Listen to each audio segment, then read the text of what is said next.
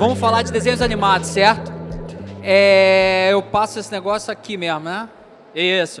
Tá, mas antes de começar a falar, quem sou eu, né? Porque o cara veio aqui, vocês podiam estar aí dando rolê, comendo ali, mas vocês vieram aqui ouvir eu falar, tá? Mas quem sou eu, né? Eu sou sócio-diretor criativo lá do Cop Studio e trabalho há 22 anos com desenhos animados. Então, se vocês não aprenderem com os meus acertos, aprendam com os meus erros. E eu vou poder falar para vocês de alguns erros, de repente, se der tempo aqui. Eu sou sócio do Cop Studio, que é uma produtora de desenhos animados aqui do Rio de Janeiro, produtora carioca. E a gente está completando esse ano 15 anos fazendo desenhos animados. E a gente faz o desenho animado desde o desenvolvimento, desde a criação, passando por toda a produção. E a gente também distribui e licencia os produtos derivados do desenho. E a gente é uma produtora brasileira e uma produtora independente. O que significa? A gente não pertence à Globo, a gente não pertence ao Warner, a gente não pertence à Disney. A gente é uma produtora totalmente independente, que começou com 3 caras, literalmente, numa garagem. E a gente já, nesse tempo, a gente já produziu mais de 5.800 minutos de animação.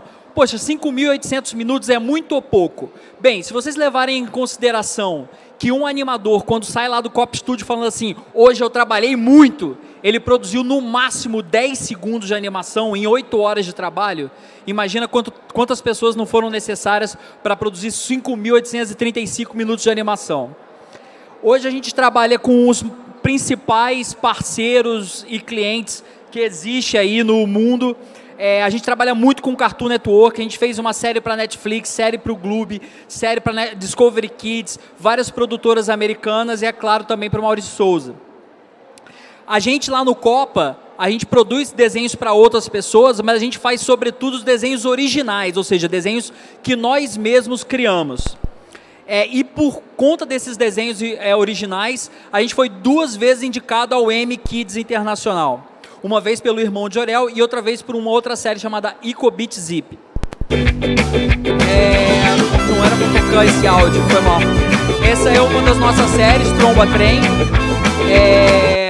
A gente tem 3 temporadas. A gente, com o Tromba Trem, a gente também fez um filme de longa-metragem que está no Disney Plus, vocês podem assistir. A gente também foi o responsável pela criação dessa animação chamada Historietas Assombradas para Crianças Malcriadas, que tem uma série que passava no Cartoon Network, mas que também tem um filme, a gente fez com a Glass. A gente também, com a Glass, fez a nossa primeira série pré-escolar, chamada As Microaventuras de Tito e Muda, que passou no Discovery Kids e na TV Brasil. A gente tem Ico Beat Zip, que eu já mostrei, que foi indicado ao Emmy, que daqui a pouco vai entrar na Disney Plus, mas que era da National Geographic Kids. Uma outra série nossa pré-escolar chamada Twiga, que vai entrar no canal Futuri e no canal Zumu Kids. A gente tem essa série que a gente faz com a produtora Strychnina, que está no Gloob, que chama Giga Blaster, que foi criada pelos mesmos caras que criaram umas séries da MTV, que talvez vocês sejam jovens demais para conhecer. E é claro, a gente faz o Irmão de Jorel, que é a nossa série mais conhecida, né? Já tem 4 temporadas no ar. Eu vou falar mais de Irmão de Jorel daqui a pouco. E a gente também produziu Acorda Carlo, que vocês podem ver na Netflix. É a nossa série mais nova, foi lançada em 79 países há um mês e meio atrás. Se vocês não viram, vai lá dar uma força pra gente.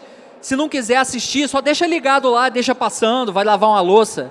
Mas façam com que os números funcionem ao nosso favor. A gente também, além de produzir as nossas próprias animações, a gente presta serviço de animação para outros. Então a gente já produziu essa parte dos episódios dessa série para Apple TV Plus. A gente produziu parte de um filme do My Little Pony lá em 2017. A gente produziu parte dos episódios que passam na Netflix dessa série chamada Johnny Test. E a gente está produzindo uma série de animação adulta para a Amazon. São todas séries de fora do Brasil que a gente produz a animação aqui no Rio de Janeiro. E nós também cuidamos do Estúdio Escola de Animação, que é uma escola que existe desde 2012. A gente forma 45 novos alunos por ano, e a gente já formou, então, mais de 400 alunos, e todos eles conseguindo espaço no mercado de trabalho, não só aqui no Rio e no Brasil, mas muitos dos nossos animadores que estudaram no Estúdio Escola, uma escola totalmente gratuita, estão trabalhando fora, se mudaram para o Canadá, Irlanda, Austrália, Dinamarca, enfim. O Estúdio Escola geralmente abre inscrições em abril, mas vocês podem pesquisar sobre o Estúdio Escola na internet, até porque existem uns cursos bem baratinhos e até alguns gratuitos do Estúdio Escola naquela plataforma Udemy. O Estúdio Escola é uma coisa tão que eu me orgulho tanto que já ganhou até um prêmio na ONU por ser uma escola que trabalha em inovação, inclusão e, é claro, cultura. Um resumo, então, sobre o Copa. A gente está aí desde 2009. A gente trabalha, mais uma vez, com desenvolver projetos de animação, mas também produzir. A gente tem entre 100 e 150 contratados sempre. Nesse momento, a gente está mais perto dos 150, porque a gente está em plena produção. A nossa sede é no Rio de Janeiro, aqui perto, no centro. A gente tem 8 propriedades originais que a gente produz. E como eu disse, a gente também faz distribuição, ou seja, a gente vende as nossas séries pelo mundo e a gente licencia produtos derivados da série. E é isso, sobre o Copa Studio, olha aí, ó. Essa é uma foto antiga, mas aí é parte da nossa equipe aí, alguns que já saíram, alguns que entraram e não estão aí, mas ó, todo mundo com a cara saudável aí. Eu queria perguntar, porque eu estou falando aqui, quem aqui já viu o Irmão do Jorel? Maneiro, obrigado aí pela audiência. Mas para quem não viu, eu vou falar um pouquinho. Irmão do Jorel, e aí é bom vocês entenderem que isso que eu vou fazer para vocês aqui é o chamado pitching de elevador, em que eu falo sobre o conteúdo de uma série no menor tempo possível. Então vamos lá. Irmão de Jorel é a história de um menino de cabelos enrolados, de uma excêntrica família de acumuladores, que tem um irmão tão divino, tão espetacular, tão popular, que ninguém chama o menino pelo próprio nome, todo mundo só chama ele de Irmão do Jorel. É isso. Esse é o pitching de elevador, é isso a série do Irmão de Jorel, é sobre isso. E hoje a gente tem 4 temporadas de Irmão de Jorel no ar, 104 episódios. Irmão de Jorel passa na TV Cultura, Irmão de Jorel já passou na Netflix, mas hoje o Irmão de Jorel está, sobretudo, na TV Cultura, no Cartoon Network e na HBO Max. A gente está fazendo a 5ª temporada do Irmão de Jorel. Gente, isso para uma série brasileira de animação é uma grande conquista, chegar à 5ª temporada. A gente tem como a nossa principal parceiro o Cartoon Network nessa série. Em 2024, no ano que vem, o Irmão de Jorel vai completar 10 anos. Não o personagem, porque ele tem 8 anos até hoje. Mas a série, a propriedade, vai completar 10 anos em 2024. Então vamos ter muitos eventos, muitas coisas em torno do Irmão de Jorel em 2024. Vai ser muito legal. No Irmão de Jorel a gente tem a felicidade de que muita gente se envolve mesmo no Irmão de Jorel. Faz cosplay, faz tatuagem, faz fanart, e isso é muito, muito prazeroso, é por isso que a gente faz desenho, né? E o Irmão de Jorel, nesses 10 anos, ele sempre foi esse menino, mas a gente tem várias faces desse Irmão de Jorel.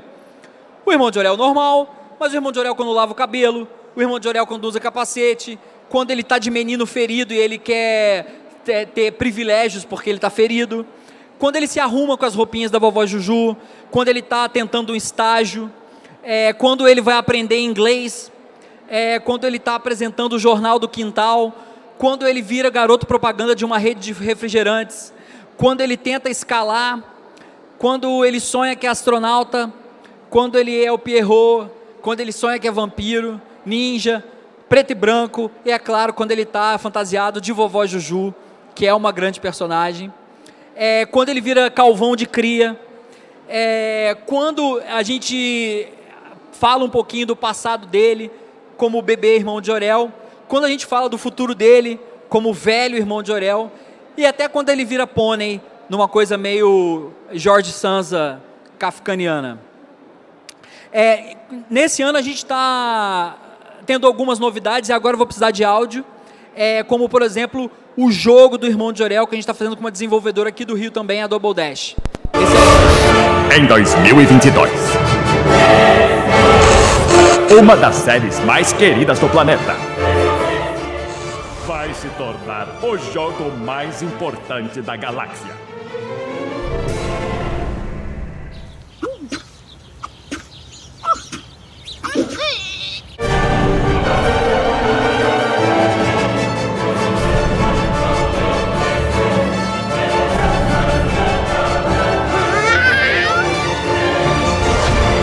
Irmão do Jorel e o jogo mais importante da galáxia.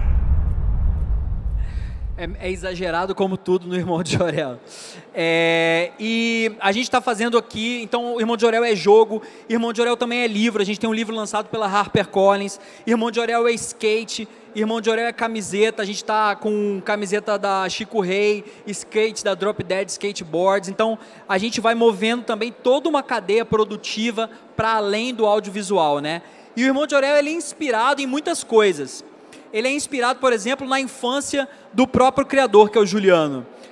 Por exemplo, o Juliano era esse garotinho bonitinho, de cabelo selvagem, enquanto o irmão dele tinha belíssimos cabelos sedosos. O irmão de Jorel, às vezes ele tinha esse estilo mais caipirinha, enquanto o irmão dele já tinha um estilo mais cowboy. Ele queria praticar balé sapateado musical hip, enquanto o irmão dele estava nos esportes radicais. Ele era figurante de desfile, enquanto o irmão dele era estrela de comercial. Então isso era realmente uma coisa que o Juliano vivia. Mas o Irmão de Jorel, ele é baseado em todas as infâncias, de todos nós, de todo mundo que faz a série, e de todo mundo que assiste e manda recado pra gente, conta histórias pra gente. Inclusive na infância da minha filha que está aí, hoje já com 5 anos, dando voadora com 2 pés nas minhas costas, mas aí está ela com o Tromba-Trem Irmão de Jorel. Então, Irmão de Jorel, vocês disseram que conhece. Agora eu quero saber quem é que já viu Acorda Carlo na Netflix.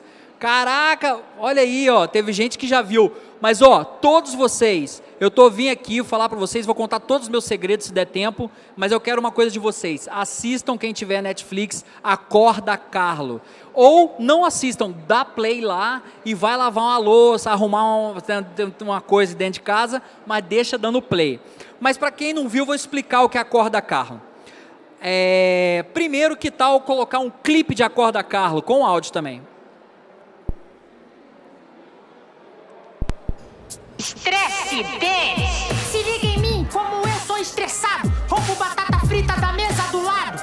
Provo todos os sabores de sorvete importado e não compro nada pro vendedor ficar bolado. Ai, que rimas doidonas! Que atitude jovem! Eu sou o Carlo Pesadelo da sociedade.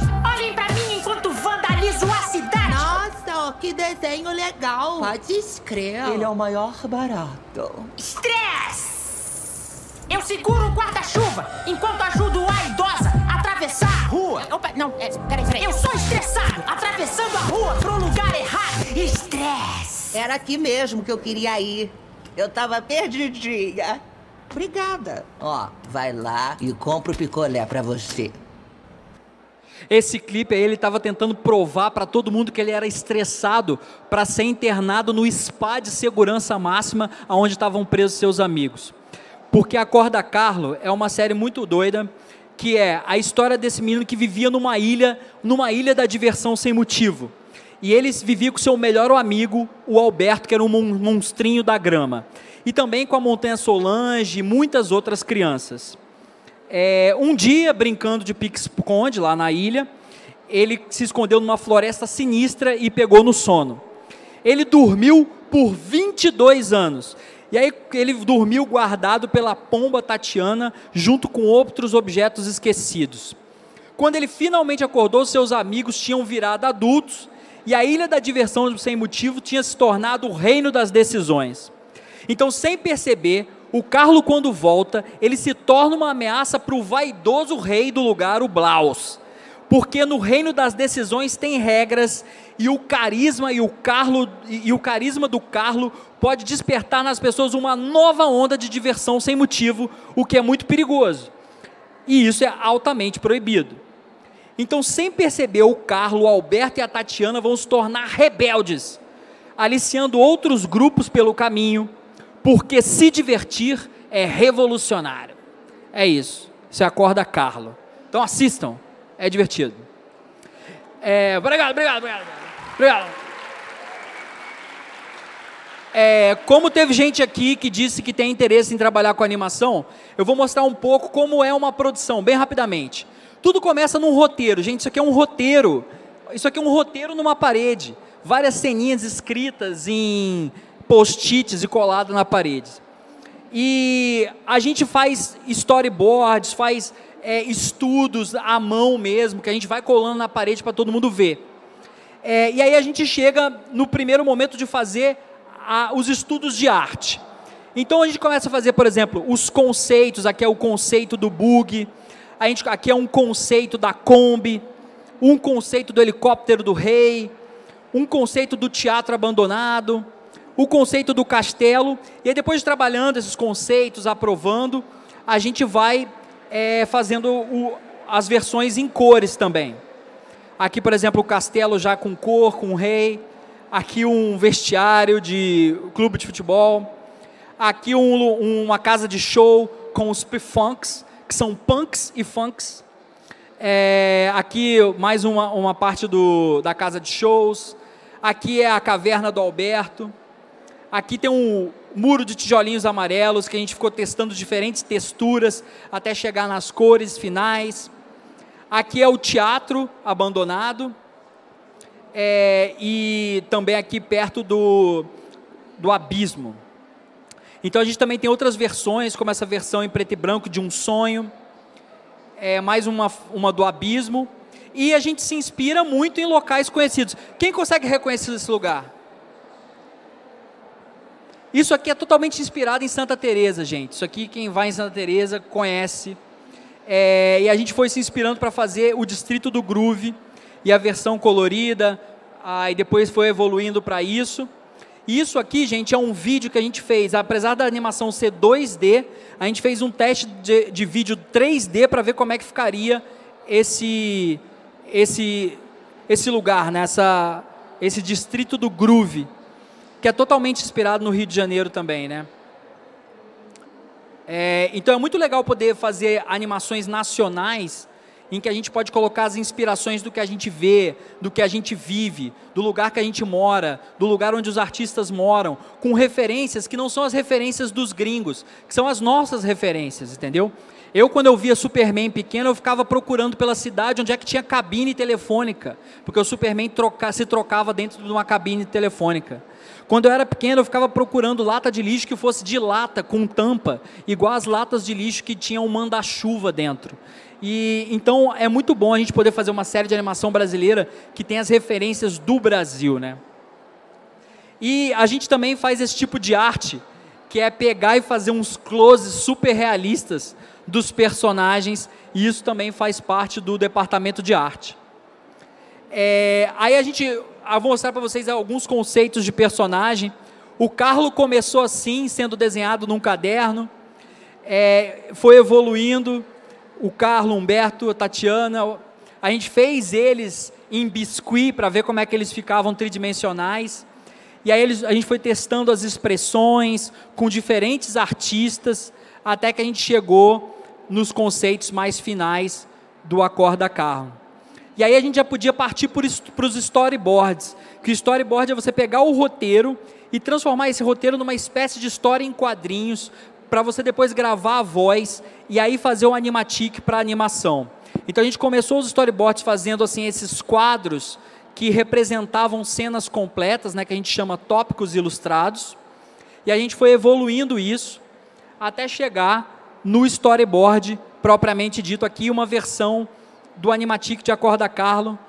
Tem um áudiozinho, eu acho, não tenho certeza. Isso aqui é antes da gente partir para a animação, quando a gente está testando as coisas do board, né?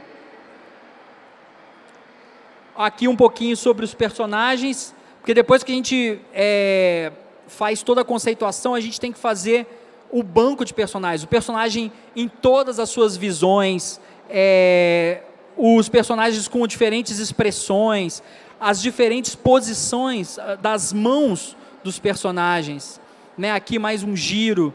O lip sync, que a gente chama, que é a sincronia labial, fazer todas as boquinhas dos personagens, né? Fazer as comparações de tamanhos e silhuetas entre os personagens. Aqui mais um estudo de lip sync também, de sincronia labial. E outros figurinos, outros personagens com outras possibilidades.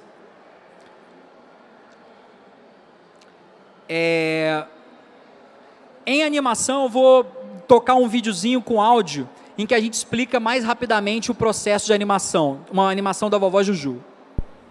Pode dar o play, vou dar o play com áudio, tá? Então aqui a gente vai ver a cena no Animatic, foi assim que eu recebi ela, né? A Vovó Juju ali dançando. É uma proposta que me dá algumas poses, mas ainda assim eu queria poder propor mais em cima, né? Queria poder dar mais algum charminho. Daí eu fiz esse planejamento, né? Eu já tinha o cenário feito, o cenário prontinho.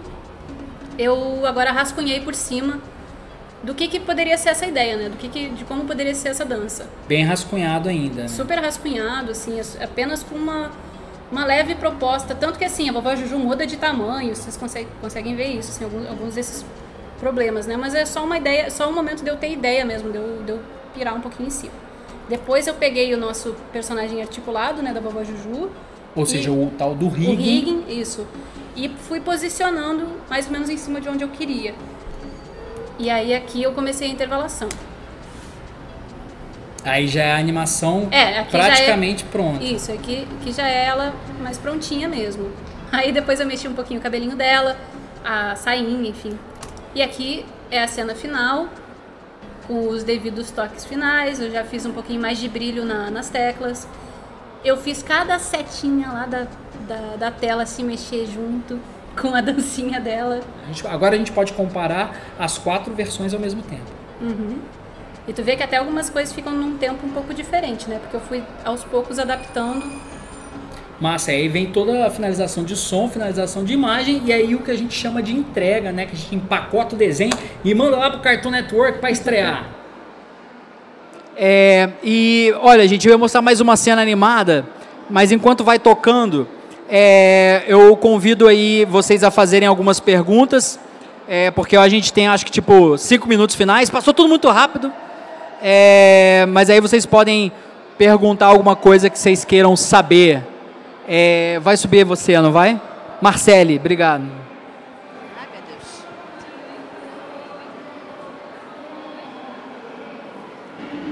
Oi, vou subir para te ajudar a fazer essas perguntas, para dizer que eu sou super fã do seu trabalho também. Vim aqui de tiete, mas também para falar que a hora da pergunta é agora, e depois o Zé vai ficar aí disponível para trocar ideia, porque ele vai ficar no nosso lounge Papo Reto. Então quem quiser fazer pergunta agora, faça, mas quem por acaso quiser trocar uma ideia mais 1 a 1, vai ter essa oportunidade também. Nosso microfone está à disposição, a gente já tem uma pergunta aqui, depois uma lá. Várias perguntas.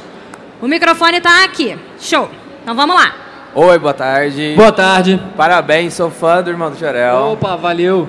Eu queria que você falasse um pouco mais, assim, eu sei que ele é inspirado em várias crianças, em várias pessoas reais, na família de pessoas que criaram esse personagem, mas o que vocês atribuem aí ele ser um desenho brasileiro com tanta identificação, né, com tanta conexão com várias gerações diferentes e também a fama internacional que ele teve? Maravilha. Bem, eu acho que o maior segredo do Irmão de Jorel é o humor. O Irmão de Jorel tenta ser muito engraçado, né? E as pessoas gostam de rir. A outra coisa é que ele tem uma vibe meio anos 80, anos 90. Então os pais das crianças gostam de assistir juntos, porque pegam várias referências. Até porque o nosso humor, ele é feito em camadas. Então a mesma cena, às vezes a criança está rindo de uma coisa e o pai está rindo de outra. Então tem o que a gente chama de co-viewing, que é assistirem juntos. Então a família assiste junto. E eu acho que isso faz com que a série tenha muita identificação, até porque as pessoas costumam se identificar com aquela pessoa que vive boa parte da vida tentando sair da sombra de alguém. O irmão de Jor-El vive tentando sair à sombra do irmão e ser protagonista da sua própria história. Eu lembro que eu era neto do Marzim, às vezes fulano é amigo de ciclano, ou primo do fulano, então eu acho que rola uma coisa de identificação muito forte, e é claro, a identificação com o Brasil, a América Latina, para nossa audiência daqui, mas quando chega lá fora, as pessoas veem esse nosso tropical twist, esse nosso sabor tropical como uma coisa nova, diferente, refrescante, e acabam gostando também. Massa. Vamos do lado de cá agora, uma pergunta, que eu vi que tinha uma mão levantada ali. Ali tem também. Vamos chegar. Pode deixar. Vamos ali, você. Chegou o microfone. Muito boa tarde, meu nome é Patrick Campos. E a minha pergunta para você, Zé, é basicamente como você se sente sabendo que você fez um dos desenhos mais importantes para uma geração de pessoas? Pergunta fácil, né? Pô, eu tô me sentindo agora que eu tô pensando, porque é a primeira vez que eu descobri isso, que ele é tão importante assim. Não, mentira, a gente tem uma noção assim, mas a gente está tão preocupado em fazer o próximo episódio, em fazer a próxima temporada, e que ela seja tão boa quanto, e que eu acho que a gente não fica pirando muito nessa coisa do contexto histórico. Eu acho que a história ela é sempre vista quando mais para frente mesmo, com um certo distanciamento. Então, assim, se a gente conseguir fazer, influenciar um pouco a cultura pop nacional, das animações, vai ser um super orgulho que eu vou carregar para sempre. E a gente fica muito feliz que as pessoas gostem do Irmão de Jor-El e que façam fantasia e que imitem, façam vozes, façam cosplay. Enfim, é um orgulho muito grande e ao mesmo tempo uma certa responsabilidade de não deixar a peteca cair, de não deixar com que a coisa fique menos engraçada, menos divertida, que a gente se acomode e não fique sempre tentando fazer o melhor e o melhor. Eu acho que acho que é isso, assim, uma vontade de sempre se superar. Tanto é que a 5ª temporada vai ser a mais divertida de todas. Perfeito. Vamos agora a uma pergunta do lado de cá, que eu vi que tinha algumas mãos levantadas aqui. Tem 2 perguntas, inclusive. Boa tarde. Então, desde o começo que você ia falar, eu já tinha a pergunta pronta, mas aí você explicou a pergunta. Mas mesmo assim, sempre me perguntei qual é o nome do irmão de Jor-El. Mas pelo que você explicou, é o Luciano, é o dono? No caso, o criador? Não. O irmão de Jor-El é inspirado na família do Juliano. Mas todos os personagens têm nomes diferentes do nome da família. Só o Jor-El que realmente se chama Jor-El na vida real. Porque o pai deles era muito fã do Marlon Brando, e o Marlon Brando tinha feito Superman, a versão com Christopher Reeve, e o pai do Superman é o Jor-El. Então o cara colocou o nome no filho dele de Jor-El.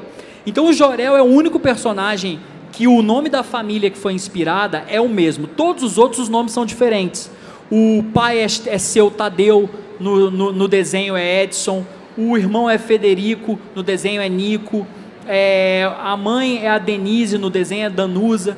Então não dá para dizer que porque na realidade é o Juliano, o irmão de Jor-El se chama Juliano. Isso não é real. Eu acho que o nome do irmão de Jor-El é o nome de todos nós. Ou então é um segredo tipo Chaves do 8, entendeu? É uma coisa que talvez a gente nunca saiba, ou talvez a gente saiba num longa, ou no último episódio da última temporada. Ah, não, última temporada não. Não pode acabar, né? Vamos para a próxima pergunta, já está aqui? Oi, boa tarde, meu nome é Andréia. Queria saber, assim, como você faz para dar voz a cada personagem, assim, como você faz essa seleção para as pessoas darem vida, né? Se é uma pessoa, quantas pessoas você utiliza para dar voz a cada um dos personagens? Perfeito. Eu amo tanto falar de desenho animado que eu poderia falar aqui para vocês 4 horas e poder contemplar isso, porque você fez uma pergunta ótima, porque é super legal poder falar das vozes. E aí a voz é o seguinte: no começo a gente está criando, às vezes a gente faz umas vozes até temporárias. Por exemplo, a primeira voz da vovó Juju foi minha. Mas aí, é claro, depois uma profissional do gabarito da Melissa Garcia, que é uma mulher incrível que faz a voz da Juju, da Lara, da Ana Catarina, e é a diretora de voz do Irmão de Jor-El, assumiu. Mas tem um caso muito interessante, que é o caso do Andrei Duarte, que é quem faz a voz do irmão do Jor-El. O Andrei, ele é um artista conceitual incrível, ele que conceitua os cenários do irmão do Jor-El e os cenários de Acorda Carlo. Então um dia a gente estava lá desenvolvendo o irmão do Jor-El e ele começou a fazer vários rascunhos e fazer uma vozinha. Ele ficava fazendo uma vozinha, que não é nada parecida com essa, mas ele ficava fazendo uma voz, a gente achou muito legal e a gente colocou ele para fazer uma voz que era para ser temporária, igual a voz temporária que eu fiz da vovó Juju. Só que aí depois a gente falou, poxa, essa voz é tão perfeita que vamos usar essa. Mas normalmente a gente faz um cast com atores, a gente chama atores para fazer testes e tem alguns atores que têm uma capacidade de fazer muitas vozes de diferentes personagens, como a Melissa Garcia, que faz várias, como o César, que faz a voz do pai, faz a voz do Wanderlei, faz a voz de vários personagens, e no caso, por exemplo, do Acorda Carlo, que, por exemplo, tem o Jefferson Schroeder, que não sei se vocês conhecem, que faz várias vozes também. Então, mas é um processo muito legal esse de descobrir a voz, e talvez o mais interessante para dizer para vocês é que a gente no Brasil é muito acostumado com a dublagem, que vem uma série estrangeira já com uma voz original, com outra língua, e aí a gente vai e grava por cima. No caso da animação original brasileira, a gente grava a voz antes da animação. Então os atores de voz têm uma grande liberdade para improvisar, para colocar piadas, e eles ficam só com o roteiro, eles não estão vendo a cena, então eles não precisam sincronizar, mas eles podem inclusive colocar cacos, piadas que não tinha no roteiro anteriormente.